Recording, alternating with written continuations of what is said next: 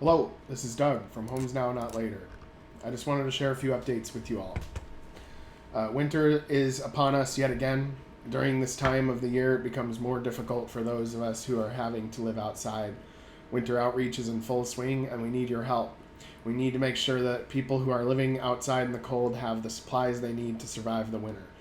We need warm jackets, pants, boots, hats, socks, gloves and mittens, sleeping bags, blankets, granola bars, protein bars, bottled water, refillable bottles that we can hand out for hot water bottles, large black trash bags, small flashlights, AA batteries, hygiene products, tents, and emergency blankets. If you have these items, please bring them down to Unity Village, located at 210 McKenzie Avenue, Bellingham, Washington, 98225. If you'd like to instead donate money so we can buy these items, that can be done through Facebook on this video or at homesnow.org/donate. If you'd like to volunteer for winter outreach, please sign up at homesnow.org/volunteer. As for Unity Village, it continues to run smoothly and safely and continues to evolve and improve. Within the last few weeks, 3 of our residents have found housing, and we have added some new residents. Over time, our rehousing rate continues to go up. HomesNOW keeps track of the statistics regarding exit results for our program. I just compiled the latest numbers today. Since HomesNOW has operated Unity Village, Safe Haven, and Winter Haven, 49 people have exited the village and encampments. I might have missed 1 or 2, but that's the general number. This number does not include people who are currently living at the village, and it only counts exits, so people that have exited. With our last resident finding housing, HomesNOW has just reached the milestone, a very important milestone, of a 40% rehousing rate. This means that 40% of the people who come through find long-term housing after they are done living at the village. We will continue to push the envelope, make progress, and we can do better. I'm encouraged to see the numbers moving in the right direction. Here is a link to the PDF file with our latest statistics. These results have been achieved through a model of self-sufficiency and self-management. In other words, the villagers run the village together, working with the board, staff, and volunteers to get the best results for daily life at the village, as well as helping people into permanent housing. HomesNOW has no paid staff, and the whole village costs around $1,500 a month to operate. Residents willingly donate monthly based on the ability to pay and cover the cost of utilities.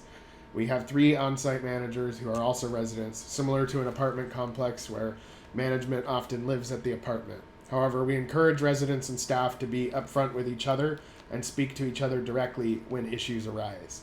Mostly roommate stuff, which is what pops up. When a serious issue arises, the staff and the board try to deal with it directly and quickly, and this has turned out pretty well overall.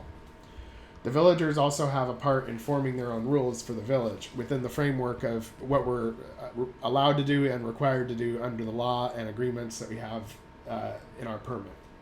This means as somebody lives there, you have a say and a stake on being able to change policies, or change and improve policies and rules where it makes sense, the rules you have to live under. Here's a link to the copy of our latest rules for the village, formed in partnership with the board and the residents. There's a link in the description of this video. The reason why we go with a self-management approach and why we avoid the paid staff model is because we think that it's actually more effective for finding regular housing. When somebody is homeless and they are trying to get their own long-term place, if the environment is conducive to them having to be independent, manage themselves, work with others, get their own paperwork, find their own services, with our support, of course, it is much more conducive to them getting out of survival mode and being successful in finding housing. Because once they find that housing, that's what they're going to have to do on their own after they get the housing. What HomesNOW mostly provides is a stable place to get things back together again so you can move on with your life. We try as hard as possible to keep it simple. Make sure that people are freed up to do what they need to do. This means they spend time working to improve their own outcomes without unneeded interference or too many hoops to jump through internally. I also want to make clear for those who don't know that Unity Village and the HomesNOW model is not a low barrier shelter. We aren't high barrier either. We can help those who still have some serious issues, but people who are at least stable on a daily basis. I would call it medium barrier, even though I don't typically hear that term. We also don't have a segregated program such as having only men or only veterans or only women or only families. Although everybody who lives at the village has to be an adult, though. Children are allowed to visit, though, as a guest, like such as a family member, though. They just can't live at the village. We also have a screening process for when we let new people in. A person who wants to live at the village has to apply on our website, and if they don't have a computer or a phone, we will help them fill out their application with them in person. If an application looks promising, we do an interview over the phone. After the interview, we receive a picture of their driver's license or ID, and we send to Chief Dahl to check for active warrants. We also do our own background checks as well. Once that process is complete, the applicant is invited to a community meal and a meet and greet with all the residents. The residents, as well as the staff, each have one vote, and we all decide whether the person will be a good fit or not. Typically, we vote yes because we think people deserve a chance. This process has been smoother than what we had done in the past, which was when we had the board decide exclusively whether to let somebody live there or not. That's what we used to do, but now we get everyone together for a community meal. They get to know each other for a few hours at least, and then we all vote on it. Also, some bad news. Not too bad, though. Last week, Unity Village had its first police call since we've been in operation of August of 2019. Nobody was hurt, and everything was okay at the end. One of our new residents, who's no longer a resident, turned out not to be a good fit within the first 2 days. On the second day, this new resident invited a visitor to the village. This visitor then occupied one of the empty tiny home units, locked the door. This person refused to leave the tiny home, and so I tried to talk with him for a few minutes. He said that he wasn't leaving. Then I grabbed the spare keys, opened the unit, and again told the man that he had to leave or that I would call the police. He said, "Call the police. I'm not leaving." And so we did. The police who came to the scene were able to convince the man to leave. Even though we did not want to call the police, we will not hesitate to do it if we need to do it. In this case, it seemed necessary. Other than this incident, things have been running pretty smoothly. We have our own issues from time to time, but we always work to resolve them quickly. After this incident, we will be locking the tiny homes which are not occupied at the moment to prevent it from happening again. Also, we were able to work out an agreement with the city where we would be able to have a lock on the gate at the village, as long as there was a Knox box, a key safe which allows the fire department to get into the gate.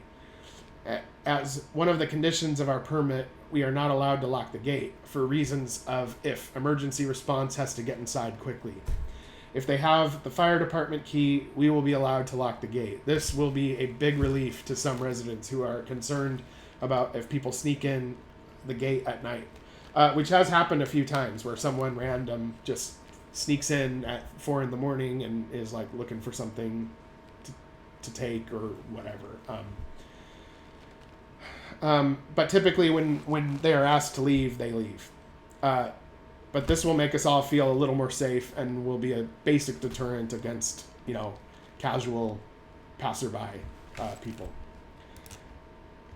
In my last video, I had announced that we turned in a proposal to the city requesting to use the former Safe Haven site in the Whatcom 911 dispatch center parking lot. Unfortunately, the city denied our proposal, saying that they would be unwilling to sign. They did say soon, though, that they would be putting out an RFQ or request for qualifications, and that we were free to apply, and that there were other agencies already applying as well. In the meeting I had last week with Planning Director Rick Sepler, the agencies mentioned who are interested in city sites were Road to Home and Lehigh from Seattle. At first, this news was kind of discouraging for us wanting to set up a second village, but we still planned to apply to the RFQ. But in the meeting I had with Suppler 2 days ago, he mentioned that in their RFQ, the city will be presenting multiple sites. If I recall correctly, he mentioned around 20.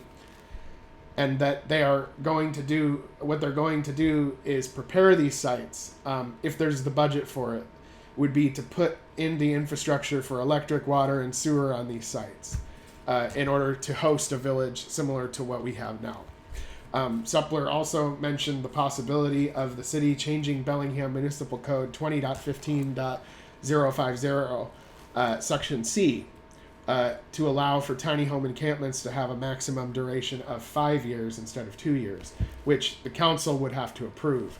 I proposed this policy change weeks ago at the Homeless Strategies Work Group, so I'm encouraged that it is being seriously considered. I don't know if I had anything to do with it or not, but I just knew that exact policy in the municipal code needed to change. And so whether it was from me or whether it was from anyone else, I'm just glad that has a possibility of being changed. And it'll help people stay housed, basically. This would mean with future sites, there would be the possibility of sewer, which would be great. The one thing that sucks in terms of the infrastructure at Unity Village is that we don't have sewer. This means we have to use porta potties. The cost of the porta potties is half of our monthly bill, or $750 a month. I am not sure if the city will be able to prepare multiple sites with that infrastructure, but it would be great if they could pull it off, and hence HomesNOW and other groups will be able to house more people. It'll also allow for villages to have a high standard of living, equivalent to normal housing, but with shared areas for infrastructure, such as like shared bathrooms or shared kitchen. And the houses themselves are the size of a small bedroom, 8 by 10 or 10 by 10, with full electrical and insulation. This is what keeps it affordable, as opposed to having bathrooms in each unit. I will keep you updated on how the progress goes once I know more about the city's RFQ, and perhaps there might be a site that we can apply to after all coming up. However, that hasn't stopped us from trying to find our own land either. If you have a piece of land or a church parking lot or anything along those lines, we need a minimum of 1/4 of an acre with water and electric, preferably sewer or septic too. The last thing I wanted to mention today is that Marcus D., Vice Chair of HomesNOW, is resigning from the board of HomesNOW and is no longer Vice Chair of HomesNOW. Marcus is leaving the board in order to focus on his other advocacy work, which is very important. I want to personally thank Marcus for all the work he's done for HomesNOW over the years and the work he's done for the homeless community in Whatcom County. This isn't the end of us working together toward common goals. This course of and the goal of housing people and ending homelessness.